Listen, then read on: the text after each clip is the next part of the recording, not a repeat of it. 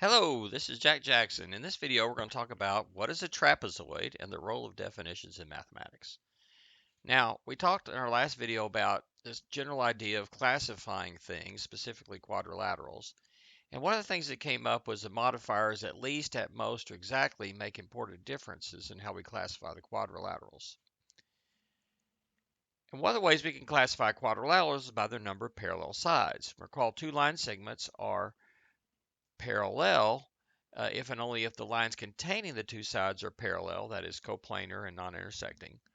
Quadrilaterals can have either exactly 0, 1, or 2 pair of parallel sides.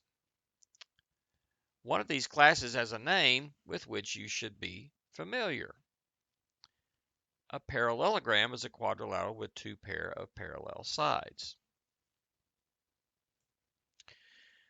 So, we're going to study some important concepts now concerning definitions in mathematics and in particular in geometry, and we're going to talk about the characteristics of a classification scheme. And so I was in a professional development with some area secondary teachers, and the question came up of how do you define a trapezoid? And this following investigation is going to touch on that question specifically, but also several concepts related to the role of definitions in mathematics. And this we're going to lead ultimately to an inclusive classification scheme for quadrilaterals. So what is a trapezoid? Can you define it now? Pause the video and write down your definition of a trapezoid. Okay, it's likely that you came up with one of these things here. Either an exclusive definition or an inclusive definition. You probably came up with either the definition, a trapezoid is a quadrilateral with exactly one pair of parallel sides, or you came up with the definition, a trapezoid is a quadrilateral with at least one pair of parallel sides.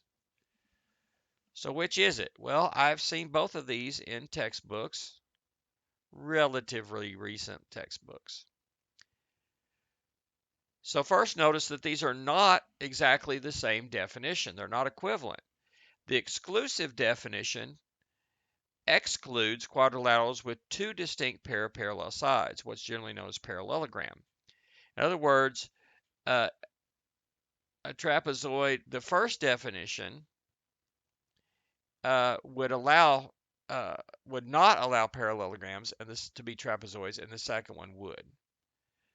Okay, so in other words, in saying what is a trapezoid, one of the main crux of the matter is a parallelogram a trapezoid, or is a parallelogram not a trapezoid?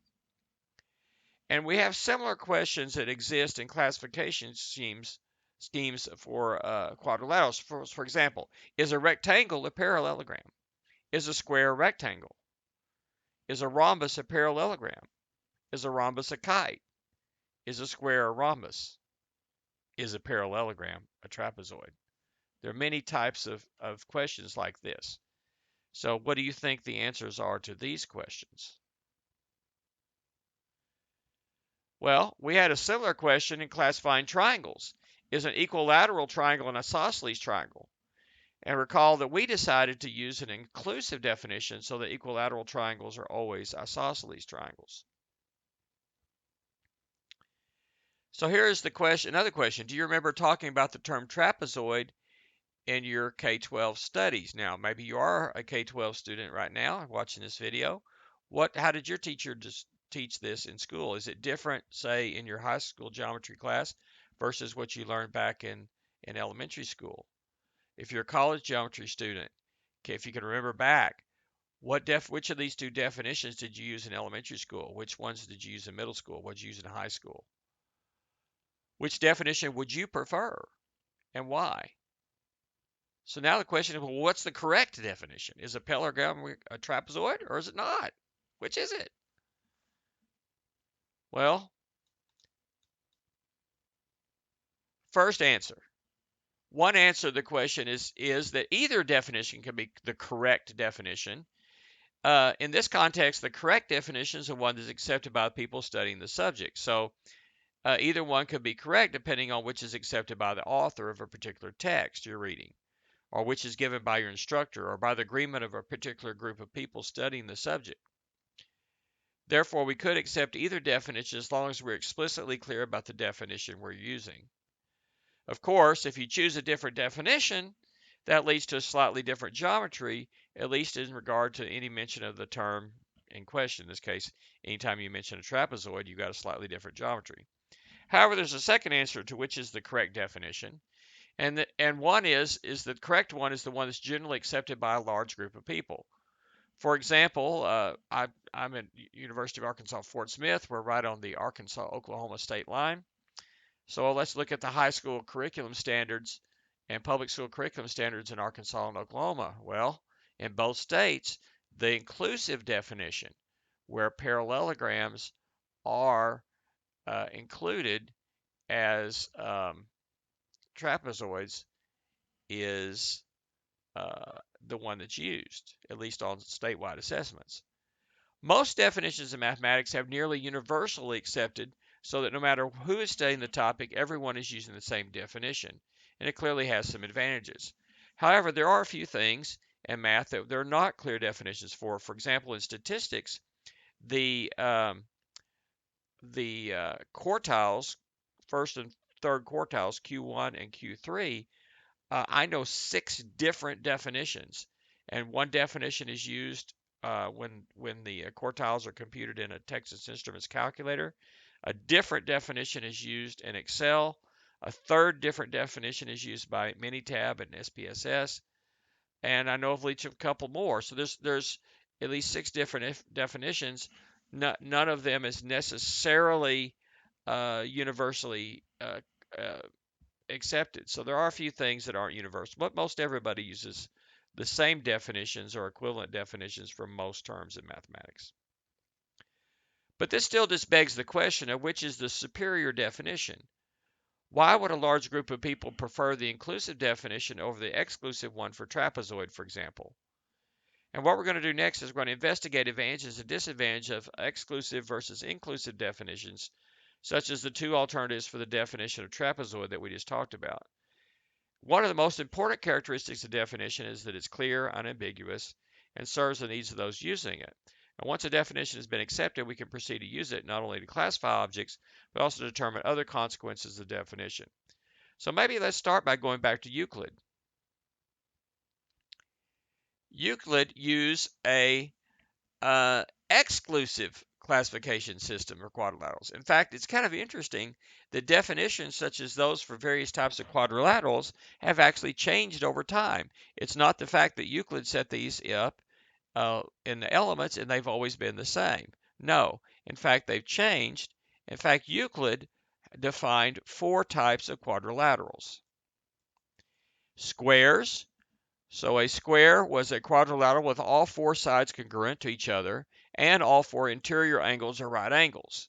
So in other words, squares, what he called a square, I would also call a square. By my current definitions, that would also be a square. The next classification Euclid had translates as oblongs.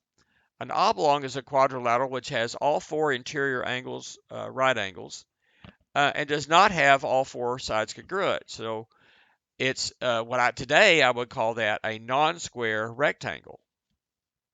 So I generally use inclusive definitions. So in my definition, a square would be a rectangle, but a square is not an oblong. Rhombi. A rhombus is a quadrilateral with all 4 sides congruent, but does not have 4 interior angles that are congruent. So there's a rhombus. Rhombus is singular, rhombi is plural. Now, we also use the word rhombus, but I use a different definition for that. I use an inclusive definition so that a rhombus is all 4 sides congruent, but doesn't have this thing about not all 4 right angles. So a square is a rhombus and a rectangle. But according to Euclid, a square was not a rhombus or a rectangle. Euclid had rhomboids. A rhomboid is a quadrilateral with 2 pair of parallel sides, which does not have 4 right interior angles and does not have 4 congruent sides and does not have a right interior angle. Okay, I would call this class a non-rectangle, non-rhombus parallelogram. Okay, and then finally, everything else was a trapezia. Trapezia is a quadrilateral with fewer than two pair of parallel sides. So I would just call those non-parallelogram quadrilaterals. So squares, what I would call squares now. Oblongs, what I would call uh, non-square rectangles. A rhombi, which I would call a non-square rhombus. Rhomboid, I would call uh, a non-rectangle, non-rhombus parallelogram. And trapezia is everything else. I would call it a non-parallelogram. Okay, so notice what this does. This forms a very ex exclusive classification system for quadrilaterals. In fact, it's a partition. Here we have these 5 categories, and every single quadrilateral falls into exactly one of these categories. They're non-overlapping. And yet, if you put them all together, you get all the quadrilaterals. That's what we call a partition of the set of quadrilaterals. Okay? So how about that? That's Euclid used an exclusive classification system for quadrilaterals. Okay? What are some advantages of that? Okay? Well, one nice thing about it is it is a completely exclusive. And if the only thing you're wanting to do is to sort shapes according to certain criteria, then an exclusive classification system makes sense because when you pick up a quadrilateral, it goes into exactly one of these bins. It can't be in more than one. So that partition idea makes some sense if that's the only thing you want to do. However, there are some advantages of an inclusive classification system. Some of the material I'm looking at this is from the Classification of Quadrilaterals, a study of definition by Zalman Yuziskin and Jennifer Griffin. And so this is an interesting book that was written in 2007. And one of the things that they did is they went back and talked about or looked at uh, a bunch of different textbooks going way back in time for geometry textbooks, and they looked at how specifically about the definition of trapezoid and other types of quadrilaterals and did a systematic study of that over time. It's a fascinating little book. I encourage you to maybe get hold of it and read it. It's great. Um, and they looked at both high school and college textbooks, geometry textbooks. And it's interesting that they found that which types of quadrilaterals were studied was in flux over time, and also the definitions of those classes were changed over time. But in general, they found that over time, the books have all gravitated toward a more inclusive classification system, with the college geometry textbooks sort of taking the lead. So, in particular, with reference to the definition of the trapezoids, neither the definition, I mean, trapezoids didn't even exist in Euclid's Elements, right?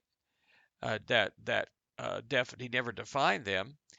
And when we looked at that initial question of those 2 possible definitions, more modern texts have been moving away from the exclusive definition and moving toward the inclusive definition, again with university texts taking the lead in this transition. So why have we migrated toward a more inclusive classification? What is the advantage of an inclusive hierarchical system of classification? It's the same answer that we had when we talked about this with triangles.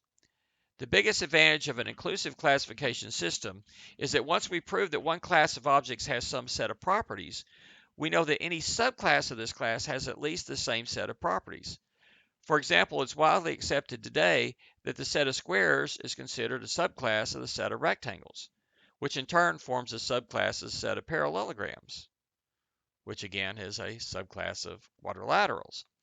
Therefore, if we can prove that all parallelograms have a certain property, for example, opposite sides are congruent, then we automatically know that all parallelograms, including rectangles and squares, automatically have these properties without having to reprove them for the more restrictive class.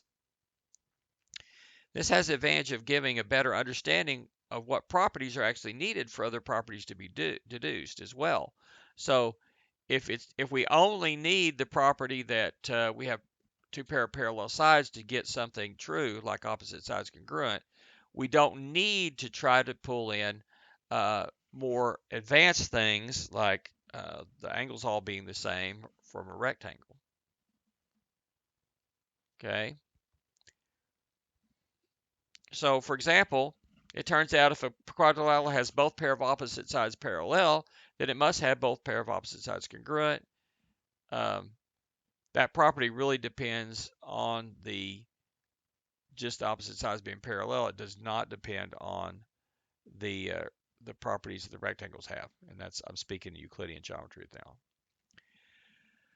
Because of these advantages, we have migrated to using inclusive definitions. Thus, we see that inclusive definition of a trapezoid is definitely superior if we want trapezoids to fit into an inclusive hierarchical system of classification for quadrilaterals. With the inclusive definition, we can determine which additional properties can be deduced from the condition that at least one pair of sides is parallel. For example, consecutive non-base pairs of angles are supplementary. Once these conclusions are reached, we know that they are valid for all subclasses of trapezoids, including parallelograms, rectangles, and squares. What about isosceles trapezoids? Well, so why is it that some textbooks use an inclusive classification of quadrilaterals in almost all parts, but when it comes to trapezoids, they still use an exclusive definition, thus breaking the inclusiveness of the system? So here's a system you may have been taught in school. You got quadrilaterals, you got parallelograms here, rhombus and a rectangle are subsets of parallelograms, and squares are both rhombuses and rectangles. But a trapezoid is not over here with parallelograms. So parallelograms are not a subset of trapezoids, but one special subset of them are isosceles trapezoids. Well, notice that uses inclusiveness over here, but it uses the exclusive definition of a trapezoid here. To me, this makes no sense at all. If you see the value in an inclusive classification system, and you want all squares to be rectangles, for example, and all rectangles to be parallelograms, then it makes total sense that you would want all parallelograms to be trapezoids. If you don't want the inclusive system, then you should have something like what Euclid did, where everything has its own classification, where they have a partition. Okay? This halfway thing here doesn't really make sense to me. So why did this persist? And I think that's because of not knowing what to do with isosceles trapezoids. See, what is an isosceles trapezoid? Well, if you use this exclusive definition, you would say an isosceles trapezoid is a trapezoid with a pair of congruent bases. The bases on a trapezoid are the potentially non-congruent sides here and here. Or if you use the exclusive definition, they have to be non-parallel sides here. But if they're congruent as well, they are congruent bases. Okay, well, that makes sense. You could make that congruent to legs. They're called legs here. Let me say that again. I'm not sure if I said what I meant to say. In a trapezoid, the bases are the parallel sides. The legs are the potentially non-parallel sides. That's what I should have said. And the legs here are congruent in an isosceles trapezoid. Okay. Well, if you use that definition and parallelograms of trapezoids, you see that parallelogram would be an isosceles trapezoid because it has a pair of sides that are its legs are congruent as well. But that's a little problematic because this class of figure right here has a lot of interesting properties in and of itself. Among other things, the diagonals are congruent, which is not true for parallelograms. So we want another way of defining this so that this will work in an inclusive uh, setup, right? And so the other thing to notice is the isosceles trapezoids have congruent base angles down here. So we have a pair of base angles, and they're congruent as well. Now think back to isosceles triangles. Isosceles triangles have a pair of congruent sides by definition, but they also have a pair of congruent angles as well. So what we're going to do is we're going to define an isosceles trapezoid as a trapezoid with a pair of congruent base angles. So it's all about the angles, not the sides. A pair of bases of a trapezoid, a pair of parallel sides, and a pair of base angles are consecutive interior angles sharing a base. Now what this does for us is it includes the class of figures that are traditionally called isosceles trapezoid. It also focuses on the property that separates them from general parallelograms, which is not the fact that you have congruent bases, congruent legs, which you do in parallelograms. It's the property of congruent base angles, not the property of congruent legs, which makes an isosceles triangle have congruent diagonals, for example. Traditionally, the term isosceles indicates a pair of congruent sides, but recall isosceles triangles also had a pair of consecutive congruent angles as well, so it's not too much of a stretch for us to redefine it this way. However, remember that if a triangle is a pair of congruent angles, it must have a pair of congruent sides. With the definition that we have here of an isosceles trapezoid, we include the pair of congruent base angles, the critical defining characteristic, and we can then prove that isosceles trapezoids must have congruent legs. That's a proposition. And while both isosceles trapezoids and parallelograms are trapezoids with congruent legs with this definition, a quadrilateral is both a parallelogram and an isosceles trapezoid if and only if it's a rectangle. So all trapezoids with a pair of congruent legs must either be an isosceles trapezoid, a parallelogram, or both, a rectangle. So that gives us this inclusive system of classification for quadrilaterals right here. Quadrilaterals here, trapezoids, which is a quadrilateral with at least one pair of parallel sides. That includes parallelograms and isosceles trapezoids. If it's both a parallelogram and isosceles trapezoid, it has to be a rectangle. That is an equiangular quadrilateral. And a rhombus is an equilateral quadrilateral, which also has to be a parallelogram. If it's both a rhombus and a rectangle, it has to be a square. So this is a nice inclusive system. Okay, let's continue on our talk about what should be included in a definition. What do you think about this as a list, as a definition of a rectangle? A rectangle is a cyclic convex quadrilateral with four right interior angles, two pair of opposite sides parallel, two pair of opposite sides congruent, congruent diagonals, and diagonals which bisect each other. Okay, that's a mouthful. Well, does this define a rectangle? Well, yeah, in one sense it does. I mean, it gives conditions that every rectangle has all of these properties. And so something with all those properties is certainly what we would normally call a rectangle. Okay? And I'm talking about Euclidean geometry at the moment. So now, well, what's wrong with this definition? It's got too much stuff in it. You know, it doesn't need all this stuff.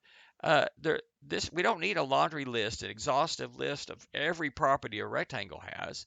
In fact, we'd rather go exactly the opposite direction. We'd rather our definition have a minimal set of properties that identify this class. Okay?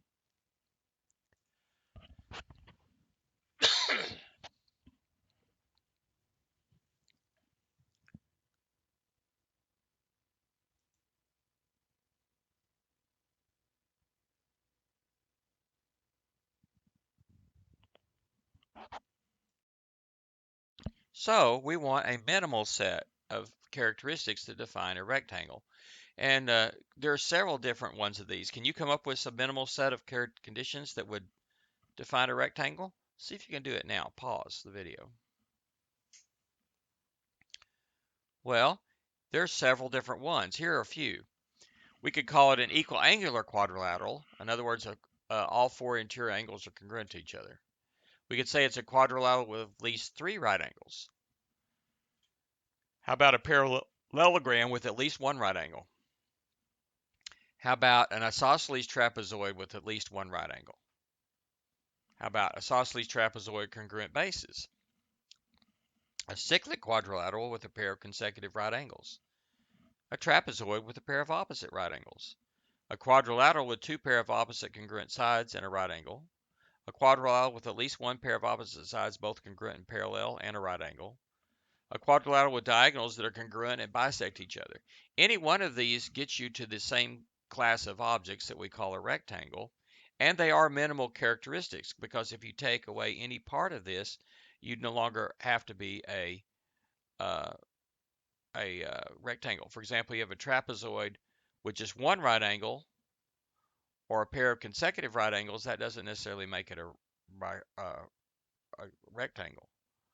Um, an isosceles trapezoid with at least one right angle that does it. Okay, but if you take away some of this here, then any one of any little piece of one of these, it's no longer necessarily a rectangle. On the other hand, you may have come up with some things that aren't minimal conditions. For example, if you said a quadrilateral with four right angles, that's not a minimal condition, at least in Euclidean geometry, because if you've got three right angles, you can prove that the fourth one has to be a right angle. Or if you said it's a parallelogram with four right angles, that's overkill, right? Actually, if you've got a parallelogram at just one right angle, you can prove that the other three have to be right angles and so forth. I like to take that first one. An equal angular quadrilateral is the definition of a rectangle. Because with that definition, it's simple, it's clean, and you can prove that if all the angles are congruent to each other, they all have to be right angles. And then from there, you can prove that it has to be a parallelogram and so forth.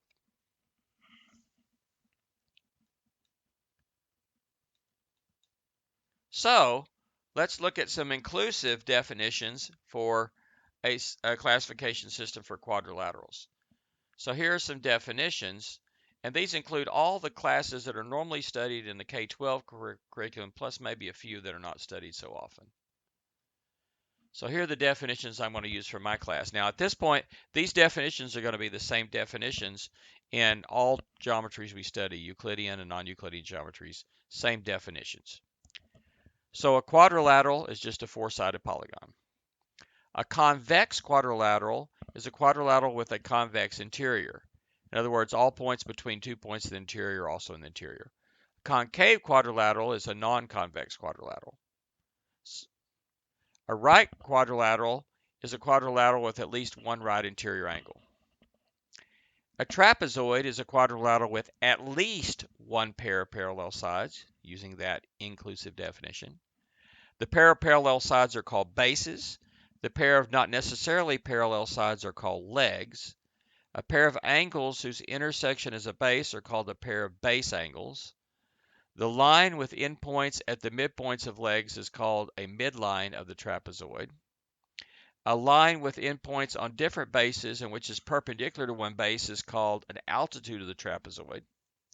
And in Euclidean geometry, the common lengths of all altitudes is called the height of the trapezoid. A parallelogram is a quadrilateral with two pair of parallel sides. An isosceles trapezoid is a trapezoid with a pair of congruent base angles.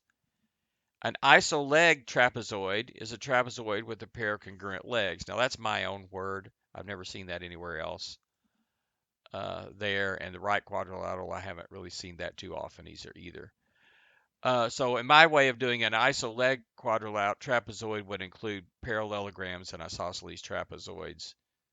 And then also rectangles, which are both parallelograms and isosceles trapezoid. A right trapezoid is a trapezoid with at least one right interior angle.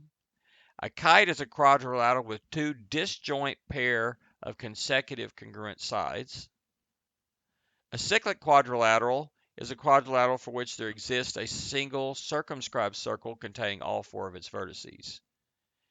And then this is my own word here. A tangential quadrilateral is a quadrilateral for which there exists a single inscribed circle that is going to be tangent to all four of its sides. A rhombus is an equilateral quadrilateral. In other words, one where all four of its sides are congruent to each other. A dart is a concave kite. Okay. should be here. All rhombi are actually convex. A rectangle is an equiangular quadrilateral, one with all four interior angles congruent to each other. A square is a regular quadrilateral, or is an example of a regular polygon. A regular polygon is a polygon that is both equiangular and equilateral. So by definition, a square is both a rectangle and a rhombus. The green definitions are non-standard classes with names that I give them, but this includes a lot of things that you study in a high school class, a few that you might not study there as well. So with that, we get this classification system right here. It's an inclusive one. The arrows point, if the arrows go up, then we say it's a subset. So squares are a subset of rectangles, which is a parallelogram, which is an isosceles trapezoid, which is a trapezoid, which is a convex quadrilateral, which is a quadrilateral, and so forth. So here you can kind of see them laid out. You got kites, convex kites, concave kites or darts, that's concave. Convex is there. Cyclic quadrilateral has to be convex. Isosceles trapezoids have to be cyclic. That's interesting. We have right quadrilaterals or right trapezoids, an example of that. When you get to trapezoids, we've got three kinds here: parallelogram, isosceles trapezoid, and right trapezoid. Turns out if it's any two of those, it has to be a rectangle. We have a kite here, convex kite, and a rhombus. A rhombus has to be a convex kite and a parallelogram and a tangential quadrilateral, which has to be convex. And if it's both a rhombus and a rectangle, it has to be a square. So there's a classification system. Now I want to take a look at this. Here's a link to my classification thing in GeoGebra. Let me go back to here. So if you go to my collector resources and go down to quadrilaterals, you'll see this classification of quadrilaterals here. And actually, I already have this open in the app. So here are the definitions that we just went over right there. Here's an introduction. Here's our hierarchy graph that you just saw. Here's a general quadrilateral here. For any of these, we can show the angles and measure. We can show a diagonal and its measure. The other diagonal is its length. The interior with its measure, the area. And the properties are shared by our quadrilaterals. We can then talk about classifying them various different ways. For example, we've been focusing a lot on parallel sides. Here's a trapezoid, and so all of these are trapezoids that can degenerate to a triangle, but I can't make it not be a quadrilateral. If it is a quadrilateral, it's always a trapezoid, the way this one's set up. Okay, so notice that. You can have, for example, you can have it set up, let's say if you have a horizontal side, which you don't necessarily have to have. Let's see here. Then you could have the sides sort of one positive slope and one negative slope, like that. You could have it where they have both positive or both negative slope. It includes an isosceles trapezoid, includes right trapezoids. It includes parallelograms. Somewhere in here is a parallelogram. It includes a rhombus. I don't know if I can make it a rhombus, but somewhere in there, a rhombus, and so forth. Again, I can show the angles. I can show the diagonals, the other diagonal. I can show the area inside. I can talk about the properties of it, of a trapezoid in general.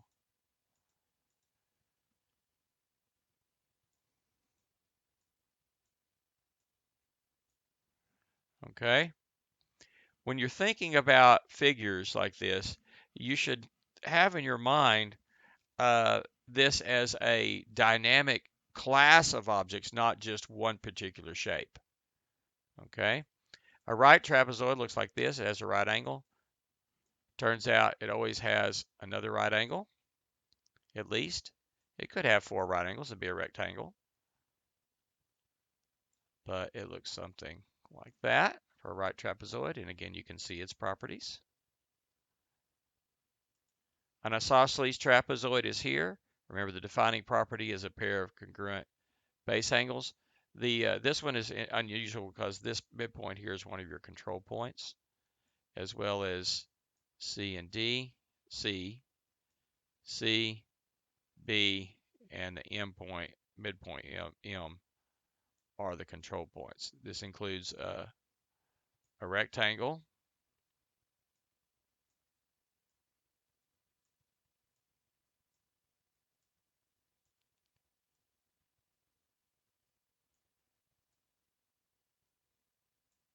these rectangles. It includes somewhere in here we get a square. Includes, but anyway, those are there. One of the most interesting things about this one is if you look at this diagonal, we're going to get a congruent triangle here, specifically triangle ACD is congruent to triangle BDC, and we're going to get congruent legs out of that. We have we have some congruent angles here. We also have some congruent angles there. We have, here's a whole list of all kinds of properties it has. Okay, it's always cyclic. You can always put a circle around it like that. There's the related parallelogram to it. There. It has a line of symmetry. Midline is here. The altitude or height is right there. Okay, and there's lots of different other ways of classifying them here, which we could come back. We'll come back to this a little bit later, but anyway, this GeoGebra activity has lots and lots of different examples of all different kinds of classifying quadrilaterals. Okay, so we'll come back and talk about some more different classes of quadrilaterals in more detail.